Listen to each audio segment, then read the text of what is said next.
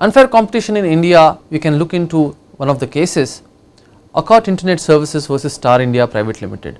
The case was decided in 2013 by the Division Bench of the Delhi High Court and is now pending with the Supreme Court as of July 2015.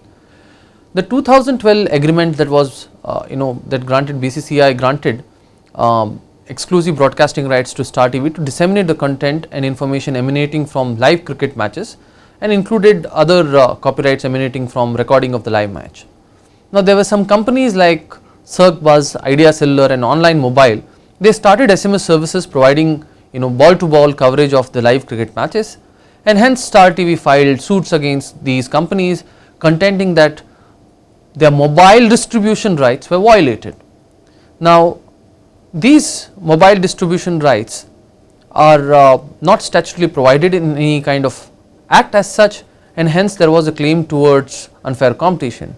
The BCCI has actually taken a position in favor of Star TV and has supported the contention that such rights accrued to Star TV and no other entity could use the rights without the permission of Star TV. Now the Delhi High Court has come to a conclusion that, and it has mentioned in clear terms, that such a right does not exist in the Indian context. It said, creating property rights or quasi property rights in information, which is what the plaintiffs, that is Star TV and BCCI, request to this court to do in this case, stands to upset the statutory balance carefully created by the legislature through Copyright Act. In a domain where Parliament has stepped into to create a statutory regime, an exercise of creating supplementary rights in common law would result in obstructing legislative scheme, as would be the case here.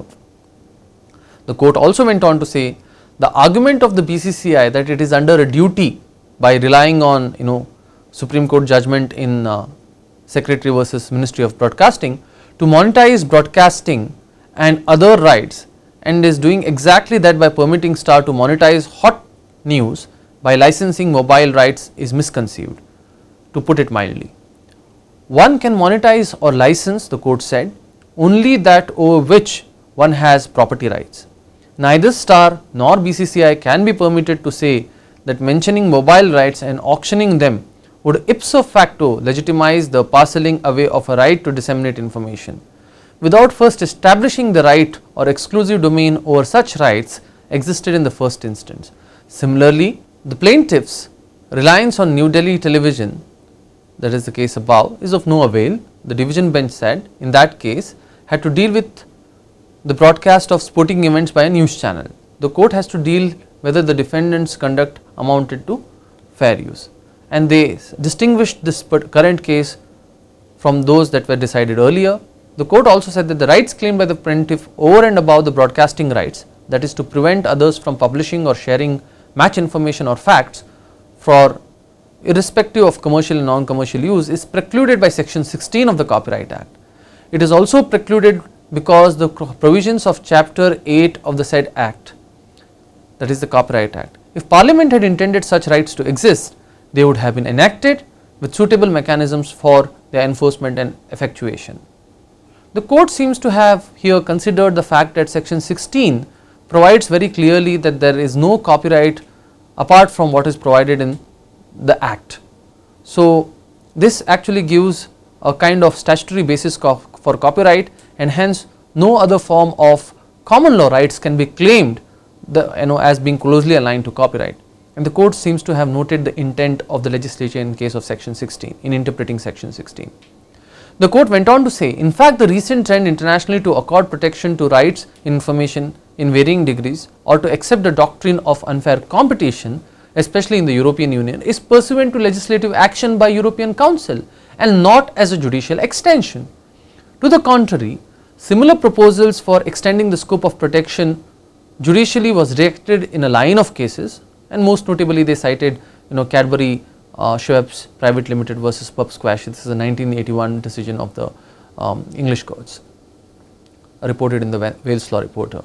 Finally, the court said, denying the claim about the tort of unfair competition does not betray the court's reticence to protect rights in intangible or to ensure fairness in the commercial dealings, but rather reflects sound judicial restraint to defer to the Parliament's policy decisions represented in various intellectual property regimes and statutes. Here the court seems to have noted that although there can be a claim for tort or unfair competition, by denying such a right at this moment in the current case, it was not going against the general sentiment of IP protection, but they said it reflects sound judicial restraint to defer to the parliament and policy decisions that the parliament proposes for various intellectual property statutes.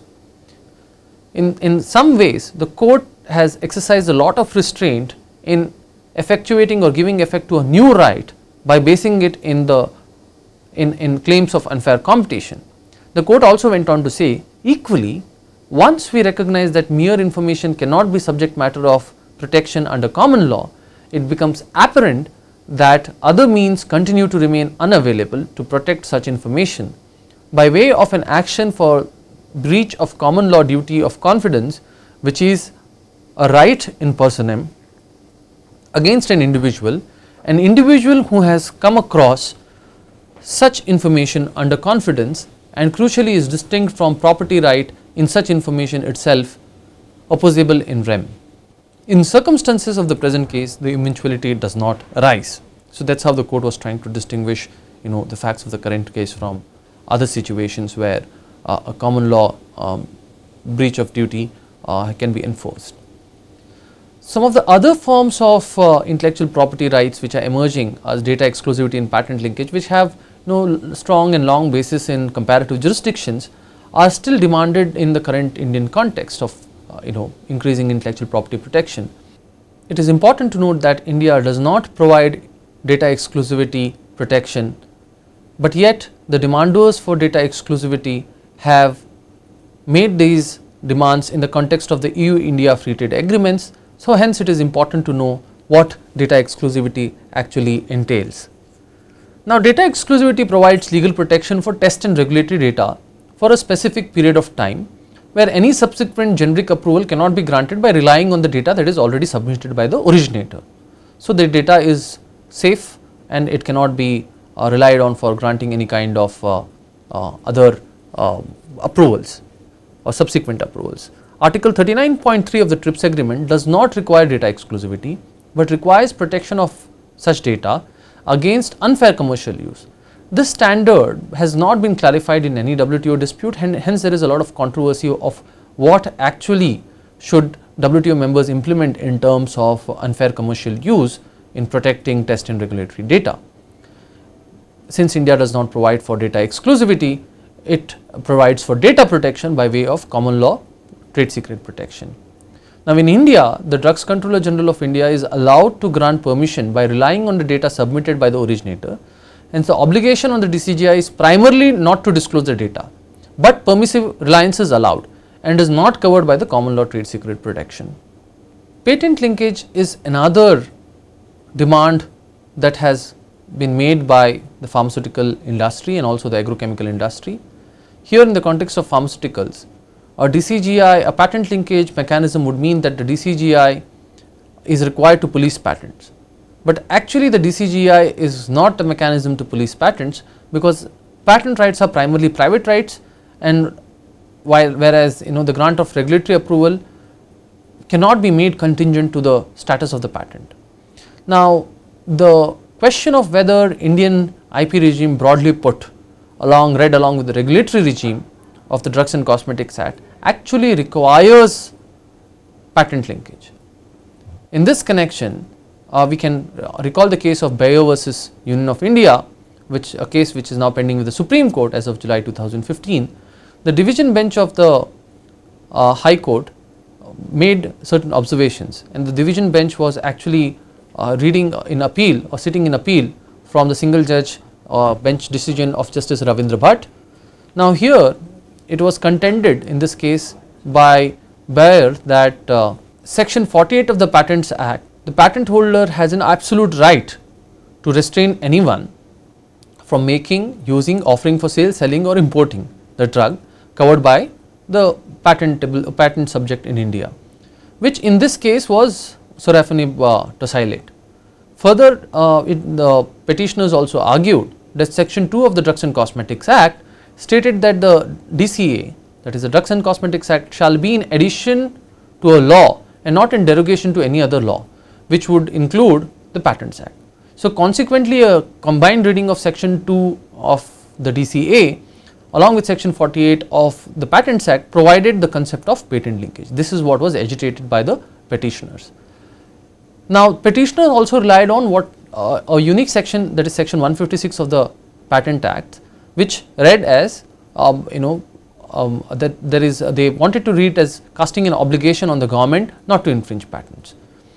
So, they said that when you read this along with section 48, it obliges DCGI, whose office is part of central government, to ensure that the patent granted in favor of buyer is not infringed by the granting of marketing approval to Cipla, which is a defendant in this case in respect of imitation of Bayer's patented drug.